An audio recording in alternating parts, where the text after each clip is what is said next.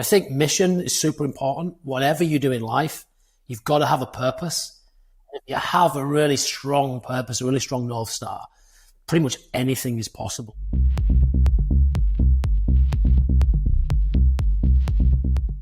Mike, you've been a covert counter-terrorism operative. You've been an endurance athlete, the fastest Briton to solo row the Atlantic, and now you're an entrepreneur who helps men navigate the second half of their life. This is like Christmas morning for me, right? I've wrestled with where I want to dive in and start picking your brains. But it struck me that they seem like three very separate career chapters from the outside. But are there any kind of common themes or challenges that run like a seam through your career so far? I think your chapters is a really good way to put it, Joe. I started off in the Royal Marines, and I was fortunate enough, well, you might say fortunate, to be in commando training when 9/11 happened. So in the aftermath of 9/11, if we all remember that point of time, we were the first conventional British troops to go to Afghanistan. So I experienced operational warfare quite young. And then I led Marines to war in Iraq the following year and then Northern Ireland. So within 3 years, in my early 20s, I'd got this wealth of experience of understanding, I suppose, the importance of mission and the importance of kind of leadership and team. And then from there, transferred, as you say, into the covert world of the Ministry of Defence, where I spent 15 years working, running surveillance teams, running covert agents, working undercover, all that kind of good stuff. And that happened in the aftermath of 7/7. So again, the busiest period of operational activity I was fortunate to be a part of. And then I'm not the fastest Briton ever to row solo across the Atlantic, but I am the fastest Briton to have rowed the Talisker Whisky Atlantic Challenge solo 3,000 miles. And then since then, I've started my own businesses. And I think the theme that runs through all of those, and it was the greatest lesson from the ocean, and it's a great place to start, is that nothing good happens alone.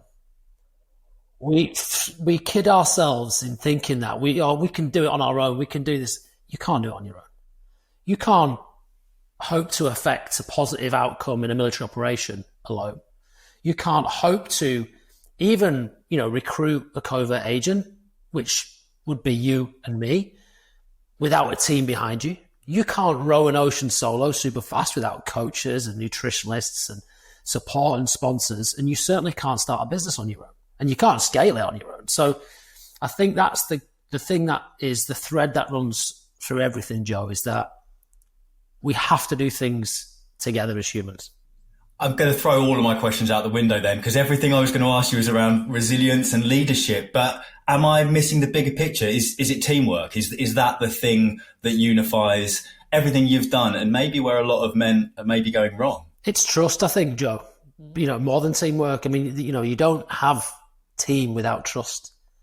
But in order to have trust in an organization, within a relationship, a friendship, you need to be vulnerable enough to be honest about the way that you feel and have enough empathy to understand the other person's point of view. And if we have that, one of the commando qualities, of which there are 4, courage, determination, cheerfulness in the face of adversity, or laughing when it's shit.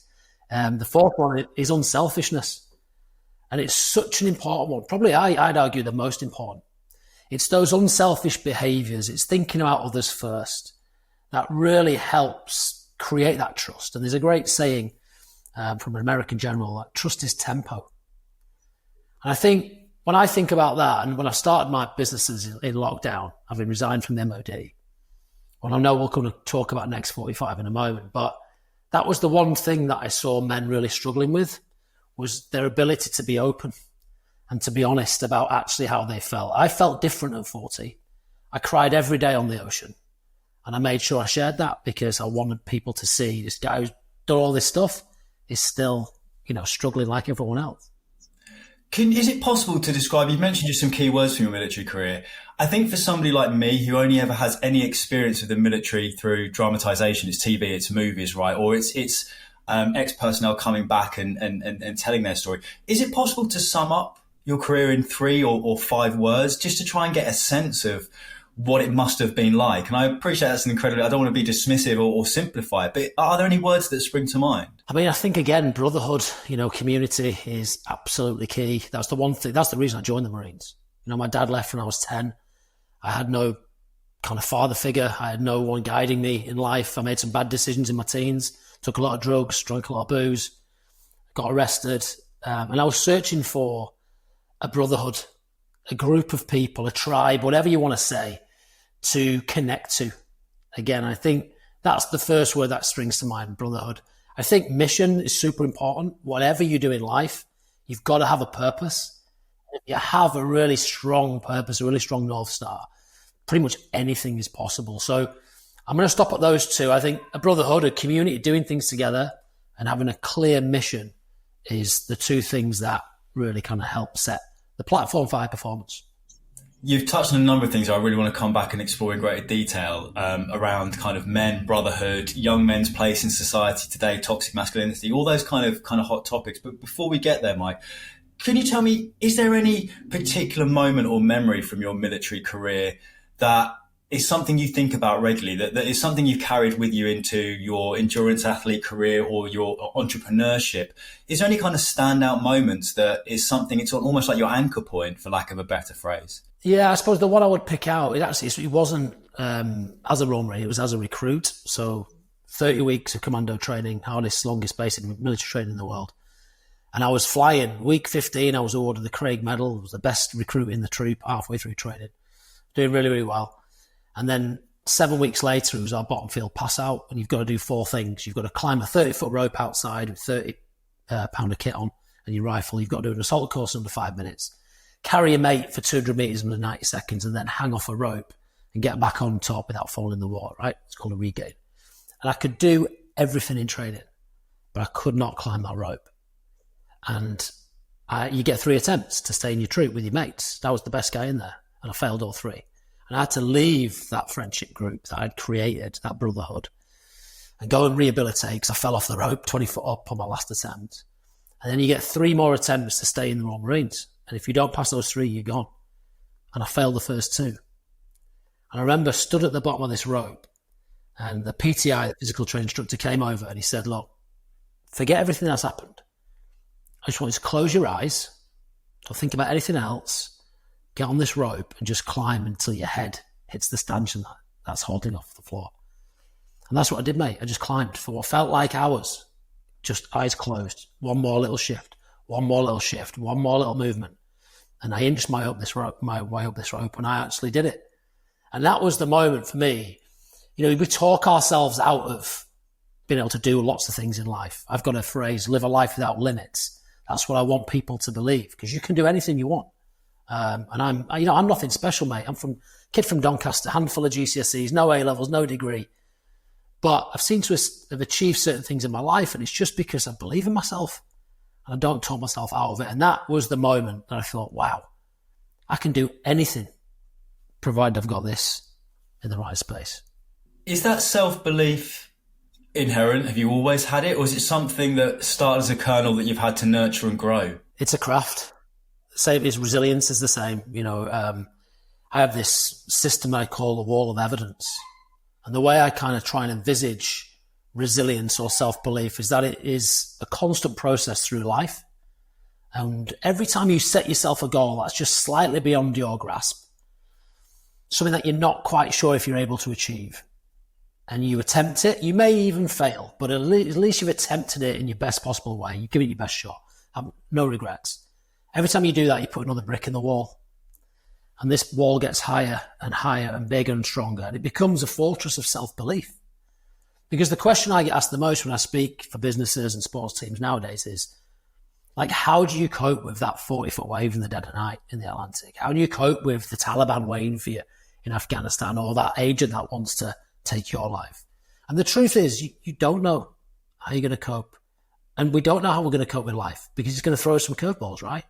And so we need to have this wall of evidence behind us that we can look and say, oh, do you know what? I think I'm capable of this. That's where self-belief comes from. You can't read it in a book. You can't learn it. You're not born with it. You develop it over time. You have a unique perspective on leadership and resilience, given your career, specifically with the military and then the endurance athlete work you've done. What are some of the unconventional tips and advice you've had? Because resilience is such a hot topic, a buzzword, right? Everyone wants to be a bit more resilient because the world's a tough place right now.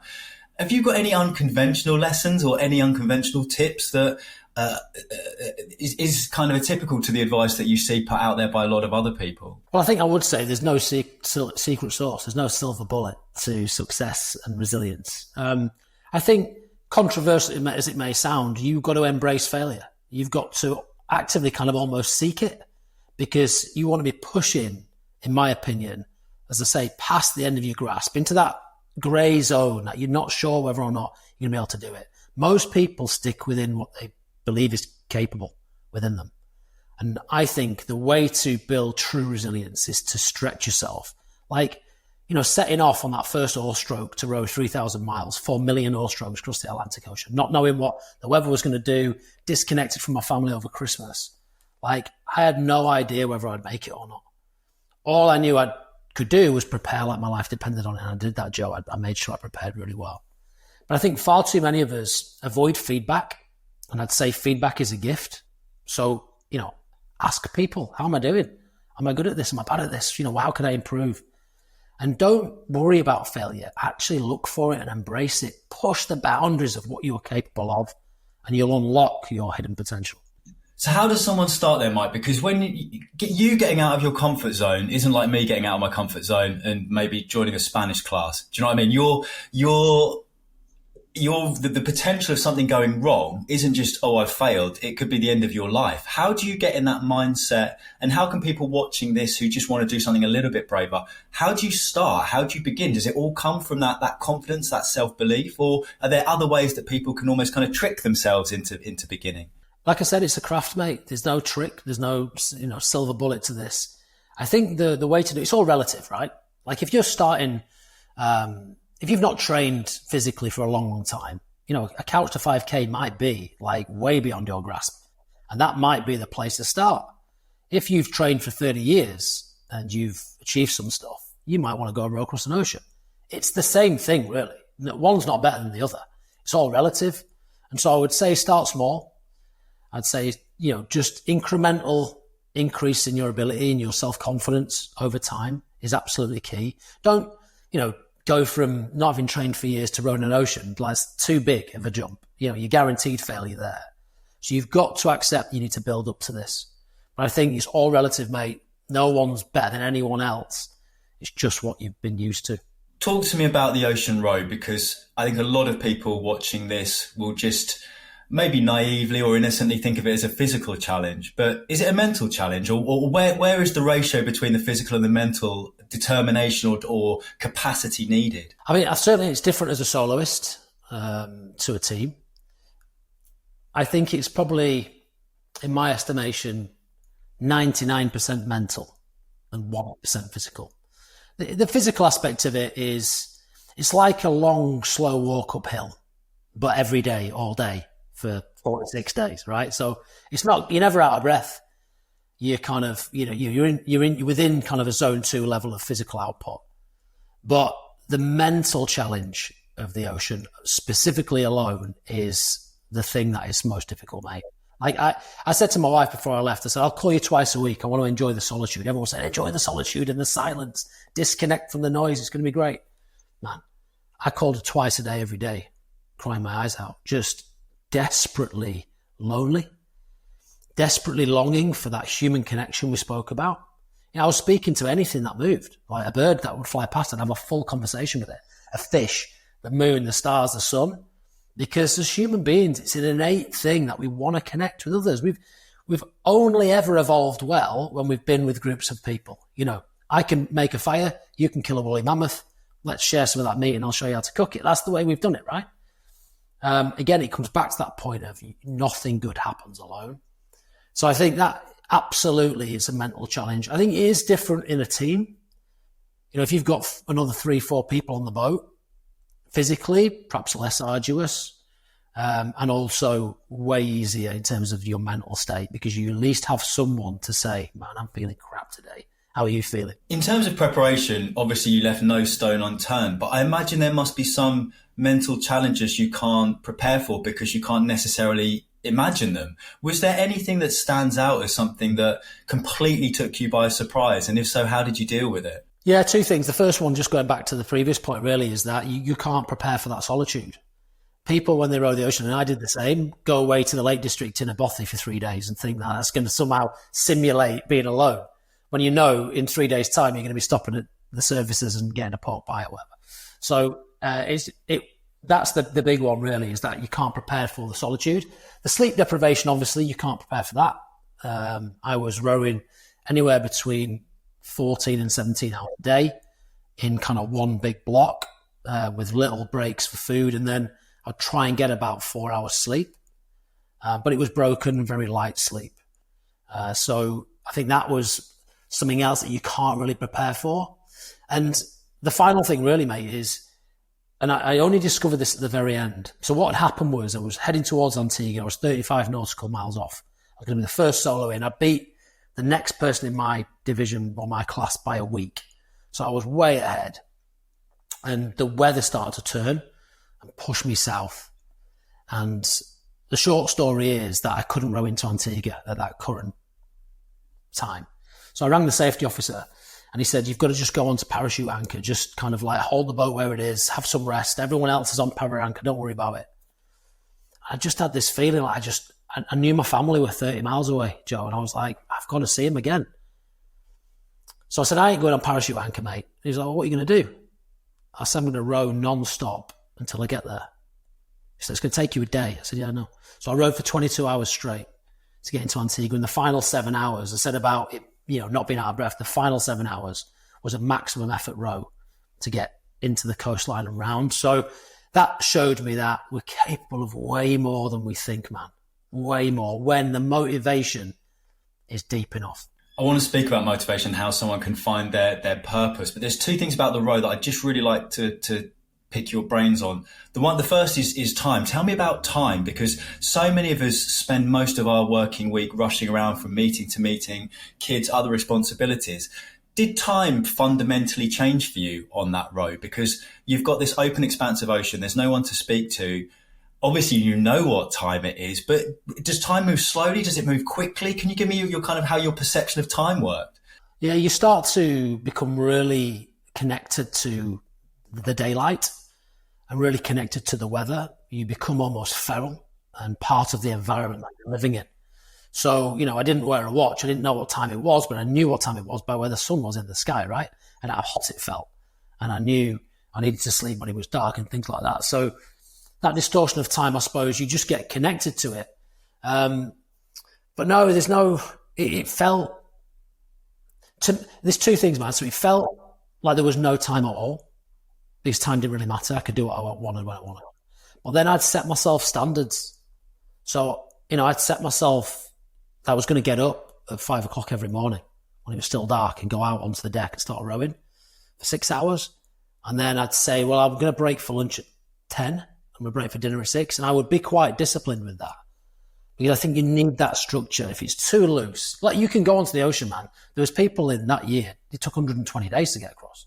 They're just floating across. It's like they're just on a lilo, just floating. You're not doing much rowing. And that's absolutely fine if that's what you want to do. No criticism at all. But for them, time mattered not at all, because they weren't doing anything. For me, I wanted to get across as quick as I could. So actual time, really irrelevant, but I had the discipline to make sure that I lived up to those standards that I'd set myself.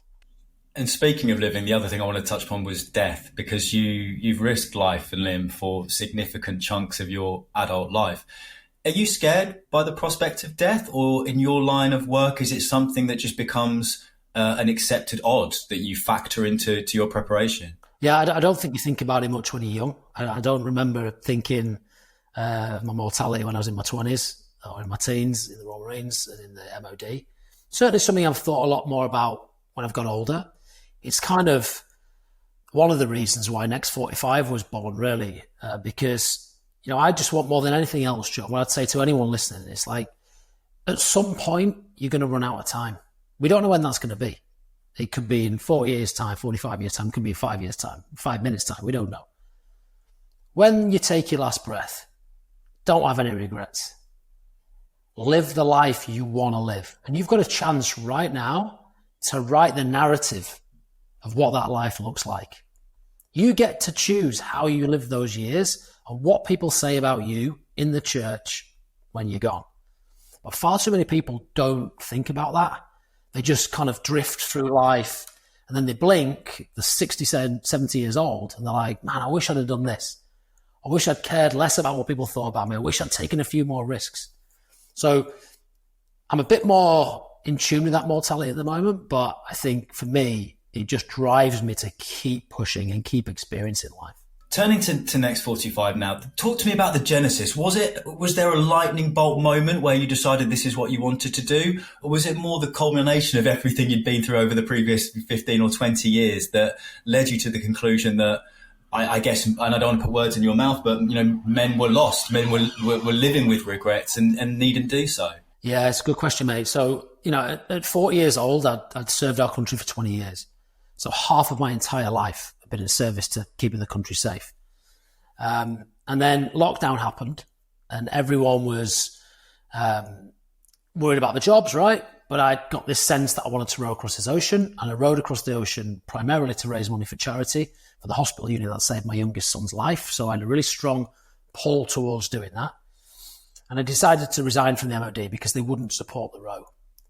And when I resigned and gave up that 20-year career and the pension and everything else to just see what that life without limits looks like, I was mindful that I felt a bit different and I felt a bit lonely. What they don't tell you in the military and in the MOD is that when you leave, you don't really stay in touch with people. You might have a few mates on Facebook, but you're not part of the gang anymore. And life moves on. And I was kind of stuck at home thinking, man, I feel a bit crap here. And then I started to think, well, but I've achieved all this stuff. I've done loads of stuff. What about everyone else? So I just started to look into the statistics around mental health. I wasn't feeling in any way suicidal. I wasn't feeling depressed. I was just felt a bit lost. And I was absolutely staggered by some of the statistics that I was reading. And then I started to think, when was the last time we had a conversation about men? There's been conversations around toxic masculinity, but that's not about men. That's about a problem in society. But we've had great conversations around feminism and race and gender and equality and all that good stuff. We've made huge progress in all those areas. But at no point yet, still today, Joe, have we had a societal conversation about what it is to be a guy, all the challenges that men face specifically to us. And then I read a book called The Second Mountain by David Brooks. And it was almost like he'd written the book for me. It was everything that I was thinking at that time. And I'd encourage anyone to read it who's kind of navigating that midlife piece. And so the first business I registered was NXT45. But I knew that I didn't have all the skills necessary to help all men. So I approached two really good friends and jiu-jitsu students of mine, actually. One is an ex-professional rugby league player and a specialist in health transformation, physical fitness and nutrition. And one is a former multi-billion pound CEO turned stage 1 trained health psychologist. So I tried to build this little team, and then we co-founded Next 45 together. And I think that was really important we did that, because we now believe that we have the necessary skills, the broad range of skills that you need to help men. But that's how it started. And we've only been going for a year. It's been in my mind for about 5 years, but we've only actually been going for a year. We delivered our first flagship event last year in September, the 100, my Next 45, which was amazing. And when I told people I was going to put 100 men in a field with no booze, no women, ice baths, yoga, breath work, fire cooked food, group workouts in a castle, paddleboarding, wild swimming, everyone thought I'd gone mad. They said, Mike, no one's going to come. But they did come, and it changed people's lives. So why do you think the conversation around men's health, specifically men's mental health, still isn't happening? Because if you look, as you have done, at the statistics around leading causes of death of men of certain age, it's suicide. Why do you think the conversation's not happening? I mean, when we started last year, 3 out of every 4 people who killed themselves were men. Within a year, it's now 4 out of 5. So the trend's getting worse. And there's loads of statistics around young boys as well. So it's not just middle-aged men, but, young males who grow up without a father figure. And they're 50% less likely to succeed at school. 76% of people in custody have grown up in a fatherless home.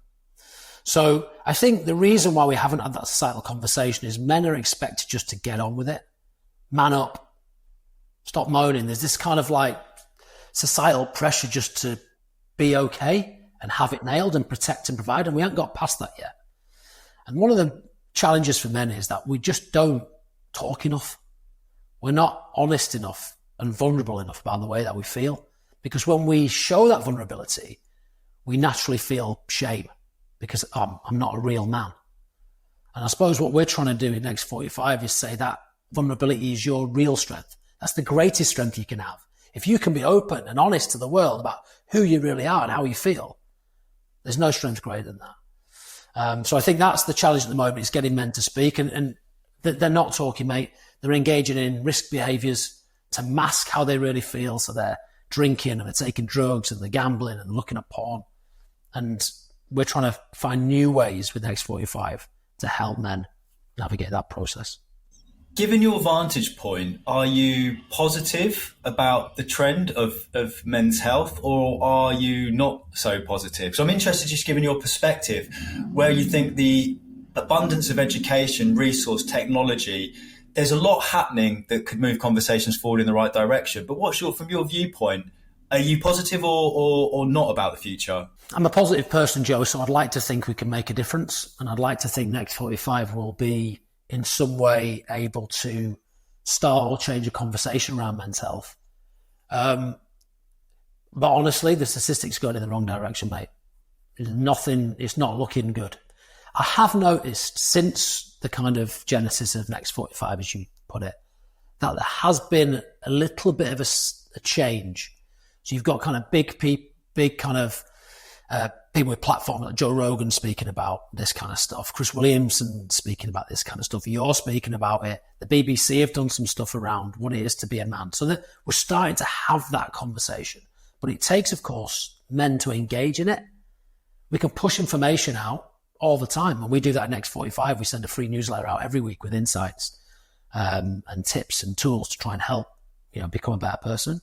But you need that person to want to engage in it.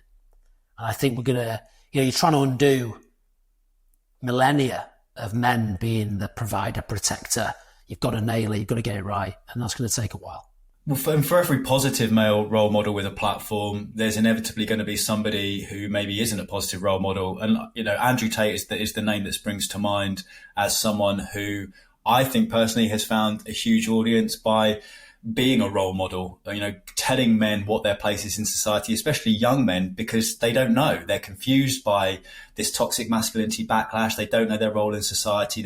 They feel like their natural urges and feelings are somehow bad. How do we begin to combat the likes of the TikTok generation in terms of them getting their information from people who do not have their best interests at heart? I think it's got to start at home, hasn't it? Every child has a father. And so our message in Next 45 is that, when men live happier, healthier, more fulfilled lives, everyone wins. And that means you're better fathers, you're better leaders, you're better partners, better friends. So I think if we can create this understanding of men of the responsibility as a father to really help guide those young people, because the people who are listening to Andrew Tate, it's because they've got no one to listen to in the real world. And they're looking for someone to tell them what to do. It's why I joined the Royal Marines, as I said at the beginning. So I think if we can try and create this movement within men to become really good, positive male role models, I think that will make a huge difference, because you can't stop the TikTok generation, mate. You can't stop the internet. It's not going to happen.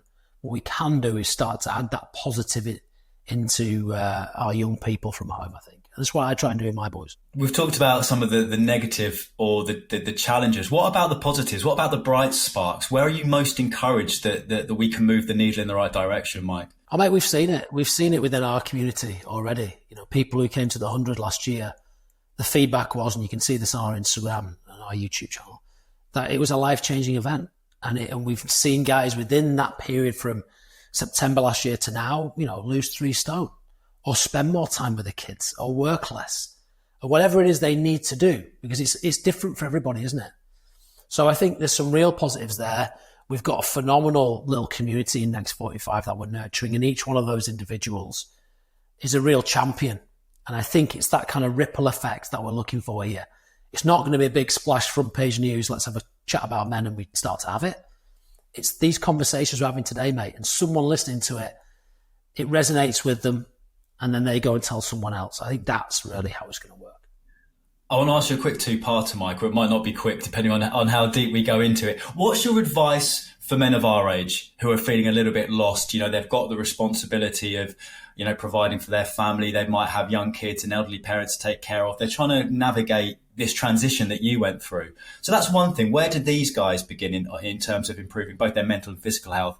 And then the follow-up to that, what's your advice to younger guys? You know, if you could go back, although to be honest, you going back and talking to your 16-year-old self, probably, you know, you did the right thing anyway. But what about advice for younger guys who are trying to navigate this maze that is manhood in the 21st century? Where should they look for advice and support? Well, to your first point, I think the middle-aged man is undergoing a transition between their first and their second adult life. David Brooks has said in The Second Mountain really articulates this well insofar as he views life as being two mountains. The first mountain we summit within the first 35 years of our life as men tends to be centered around success and power and status and wealth, and rightly so. Like, I'm not here to tell, you know, men they should be ambitious. Like, go do that stuff. But if you stay on that climb for too long, the rewards start to become less and less important. And the view starts to change. And so what tends to happen is we come off that first mountain into the valley between the two.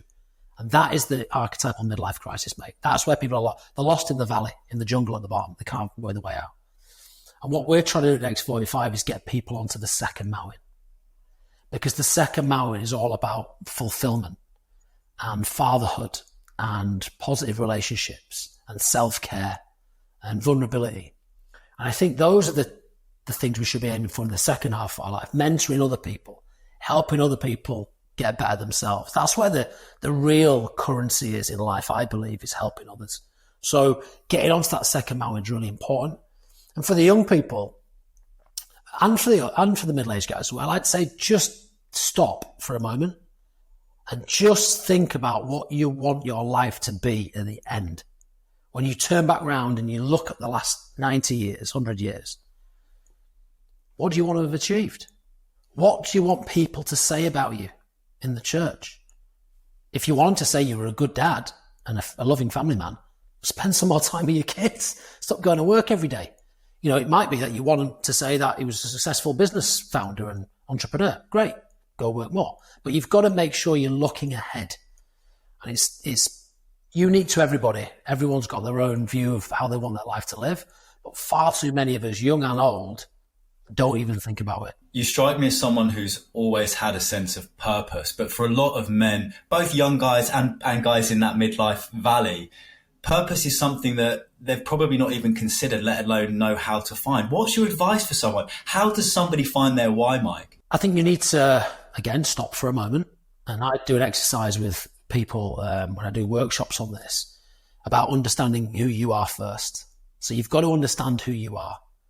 And so I'd say, like, what are your top 5 values? What do you value the most in life in terms of behaviors? What are your top 5 anti-values? What are the things you hate in other people? What about the virtues that you try and purvey into the world and those behaviors? And then the difference between resume virtues and eulogy virtues. You know, what do people say about you at work? What do they say about you at home? And in that church I talk about. So I think it's really important to look inward and have a period of self-reflection. Again, talked about the young people here. There's far too much noise and influence coming in that we rarely stop to think about, like, well, what do I actually believe? What do I actually think? And then just follow that path. And I think in terms of purpose, it's finding that deeper why. It has to be intrinsic. I worry for my kids because a lot of their motivation is extrinsic. They're going to put it on Snapchat. They want to put it on Instagram. The mates want to say this about them. It's got to be a deep, internal, intrinsic why. Those motivations, and that might be to raise a loving family. That might be to help people in society. That's certainly my purpose in life, Joe. That's why I served out 120 years. That's why I continue to try and serve in my businesses. It's helping others. And when you know that, every decision you make is quite simple. Does it worry you that so many young people are seeking external validation at all costs over everything else? Because to me, I've spoken to a lot of experts around this subject, Mike. No one's got an answer. No one knows how to stop it. Aside from physically taking your phone away from your kids, how can we begin focusing specifically on boys and young men here? How can we help them? Because their entire world is in the palm of their hand, and that's where they're seeking approval and validation. Yeah. Well, I mean, I'm no expert, so let's get that out on the table right now. You're not speaking to if you want to speak to a psychologist, speak to Joe, our co-founder. What I would say is I think it's about self-worth. I think it's about children understanding that they are good enough for all their strengths and all their weaknesses and all their flaws and all their amazing attributes. They don't need to be anybody else. I have this challenge all the time, my youngest son, who continues to try and be someone else, be a character of himself, because he thinks that's what other people like about him. I'm like, just be you.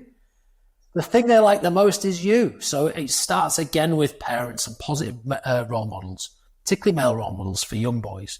It's really important that, particularly in their formative years, they have, might not be a dad, but he could be a coach, it could be a teacher, it could be a friend, whatever, an uncle. Someone just to keep reaffirming that they are enough.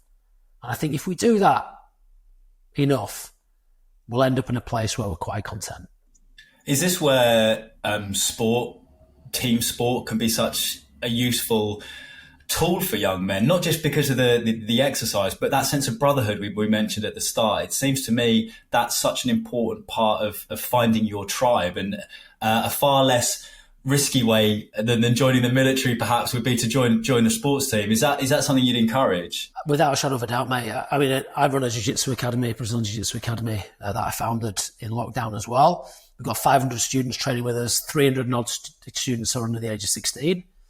And the beautiful thing about Brazilian Jiu-Jitsu, and it's the same in rugby and it's the same in the military, is that it's the shared adversity that builds those bonds. That's really important. So, we don't want to wrap our kids up in cotton wool. We need to give them a little bit of adversity. We need to show them that they're capable of more than they think.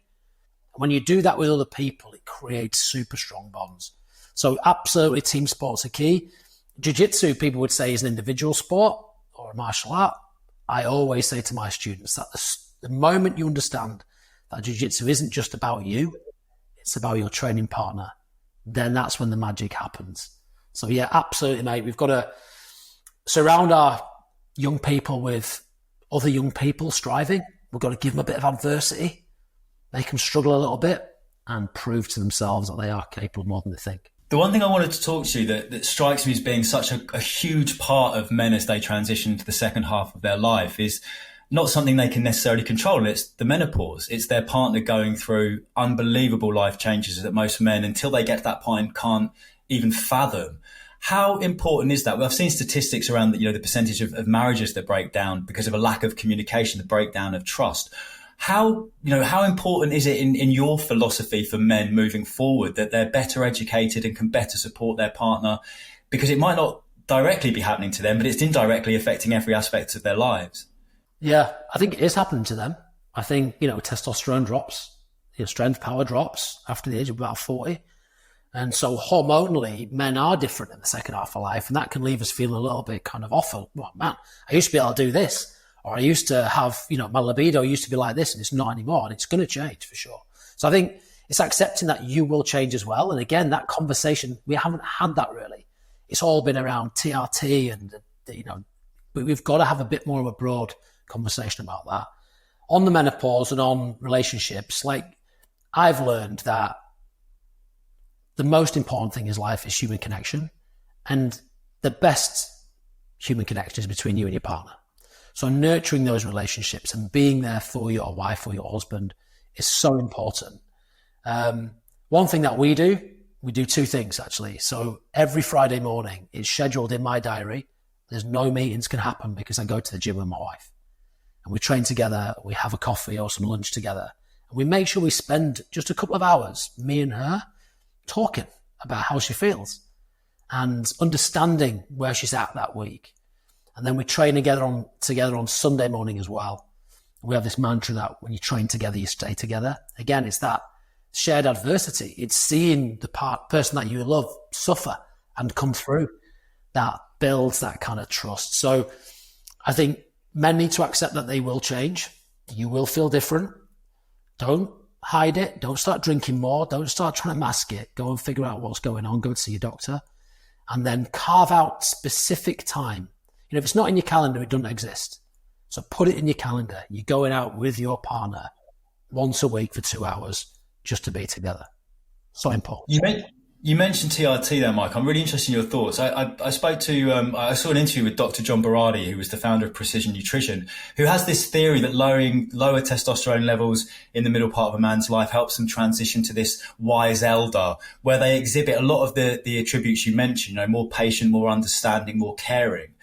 Whereas a lot of the behaviour you described in the first half of men's life, the ambition, the power, could be described as testosterone-driven traits, right? What's your take on TRT? Are men, by following this course of action, still then harbouring some of the desires or the motivations from the first half of their life that might not necessarily be helpful in the second half? That's a really good point. And again, that guest will know a lot more than me about the subject. What I would say from my own experience, and I'm someone who's on that kind of pathway through TRT to figure out whether or not I want to use it, because my testosterone is the same as a 70-year-old. And you'd be like, this guy just rode across an ocean, but I literally have my testosterone free test and total test is off the scale low. And so I'm not being my optimal Mike. And that I resisted it for many years. I was like, should I do this? Should I not? Oh, it's juicing. It's cheating. It's not really you. But the more I think about it, the more I think, why would you not want to be optimal? You get one life. Why would you not want to feel great? Why would you not want to have a strong libido? Why would you not want to be able to go and move some weights around in the gym? That is living, man. And that's not just in the first half. I think I'm not sure about, the lack of testosterone, helping men to become wise elders. You're still going to be wise because that's the experience you build over time. That's where wisdom really comes from. It's not just a hormonal thing. It's the experiences you've had.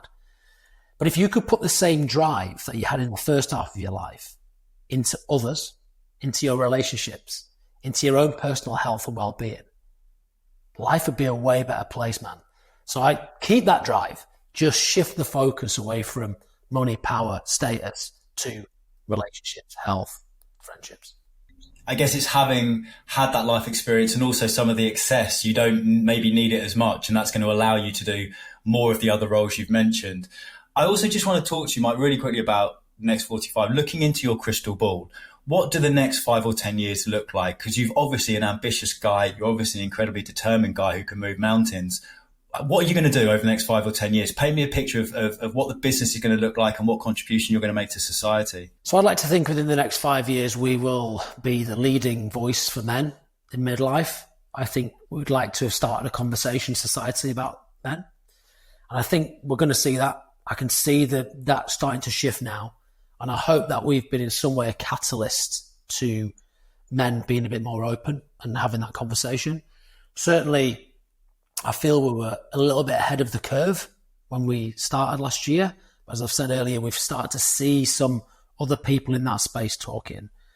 I'd like to think our events are full. We run the 100 every September for 100 guys. We're about half capacity at the moment, which is still an amazing achievement. 50 guys come in and spending some time on themselves for a weekend. I think that'll be full. And then we want to branch out and create a pathway for leaders specifically to support men who are still ambitious and running companies, and also fathers as well.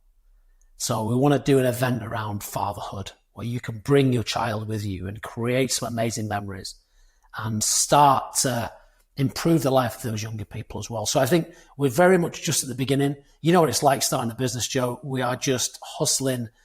There's no one's getting paid. We're just working really, really hard. But I'd ask everyone to go to nxt45.com, sign up for our newsletter, The Journal. It's free. Every single week you get insights from Joe in psychology, from Johnny in sport nutrition, from myself in mindset. And just start to connect with others and share it. What is the initial response when people discover you? Because I imagine there's a pent-up demand for this, because there's not a ton of services, if any, offering this. Is the initial reaction from middle-aged guys like, where the hell have you been? You get two reactions. That's one. And the other one is, I'm absolutely fine. And it's the guys who say they're absolutely fine who are absolutely not fine, by the way. So, yeah, there's still that kind of protective mechanism that a lot of men have, particularly guys who've been successful on that first mountain. And they don't want to lose what they feel like they've got. And my view of it is you're not losing it, you're just changing your focus a little bit. So there's those guys who put up the wall and, we're not forcing anyone to do anything. You've got to lean into this. We hope to change their viewpoint over time. And then there are guys that are like, man, I desperately need this. And we saw a few of those gentlemen come to the event last year. And like I said, it was life-changing. And you said there's not a lot around. Like, I looked really hard for a few years to find something out there for men like this. And of course, you've got great organizations like Andy's Man Club, you've got man sheds and things like that bring men together. But they tend to be like a meet up for a cup of tea once a week and a chat, which is great. This is great. What we try and do with our app is connect people constantly. We put on real world events. We have online masterclasses with experts every month to try and give those tools and insights. So, yeah, two types of responses, mate.